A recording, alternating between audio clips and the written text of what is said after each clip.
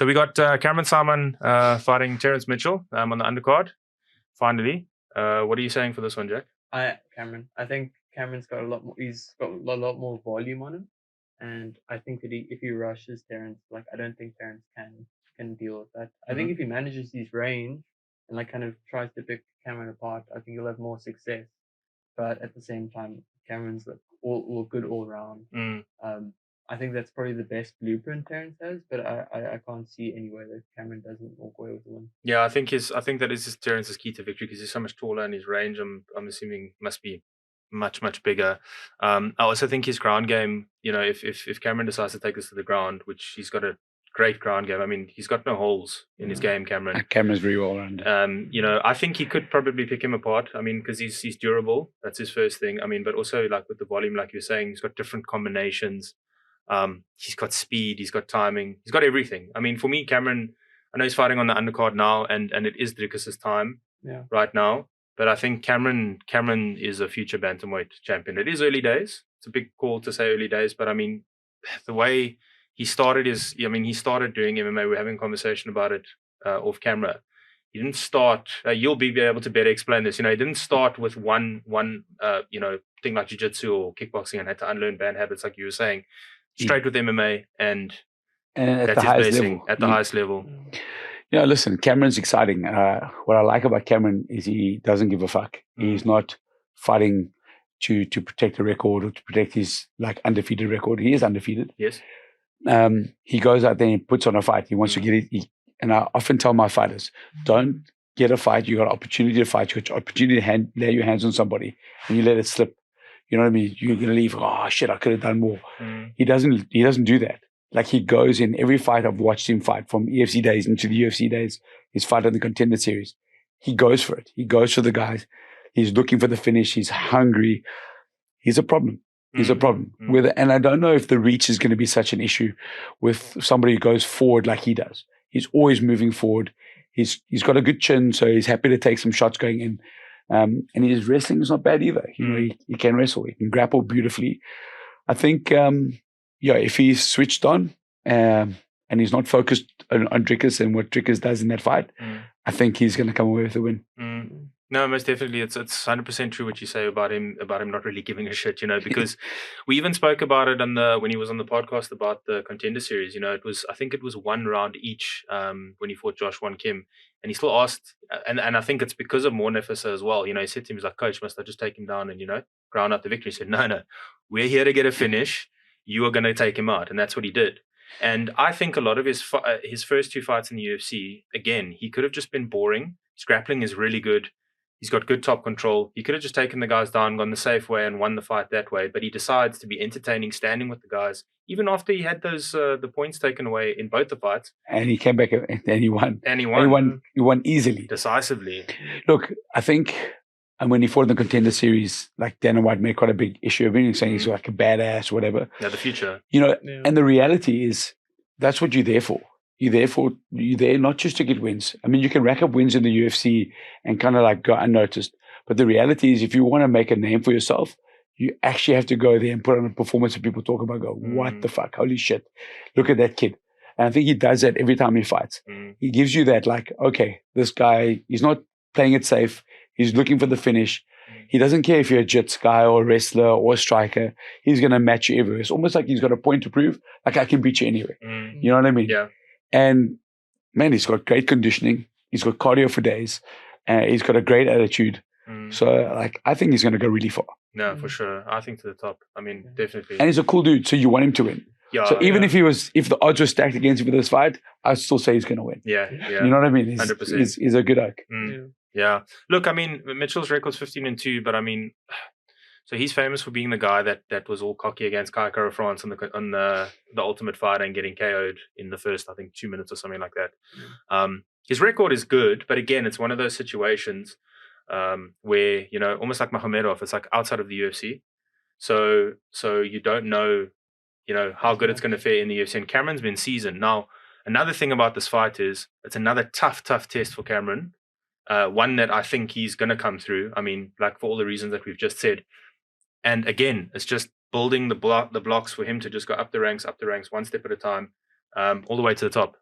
So I think these type of fights where you take on a guy that's been around 15-2, good record. I think if you put them away, it really does shoot you up the rankings a little bit quicker, or put you in a position to fight somebody in the top 15 and climb up the rankings. So I think a good win over this guy is going to be like, okay, cool, let's give him a really tough opponent, because he hasn't had shitty guys. No, He's also like him and Drickus. I mean, they fought on good cards. They fought on pay-per-view events only. These guys are like, you don't have your shitty fighters on these pay-per-view cards. You just don't. So you always got real guys on these cards, and they're coming out on top.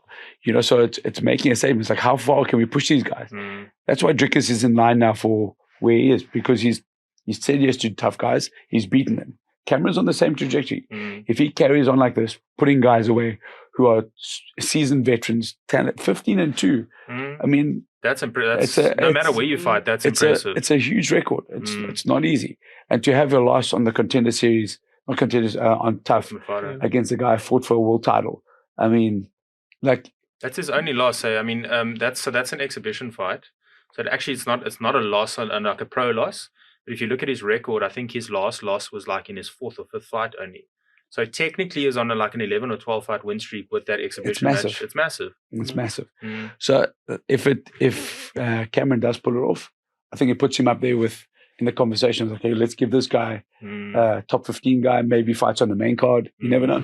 Yeah, it's about time he gets on the main card, because we were both a little bit pissed at that Raul Rosas Jr. They both came from contender series, both young. So it's like a bit of a story building there, but I think he'd smoke him. But listen, Rosas Jr. Rosas, like, he had a lot of hype, and it was like everyone bought into it. I mean, also you look at the kid, you look at him and go, geez, this kid's built for fighting only. I mean, like, what else is he going to do? He's not going to have a modeling career. Right, fair You know enough. what I mean? Like, he brings something different. Like, people talk about him, he's young, he's 17 years old when he got on.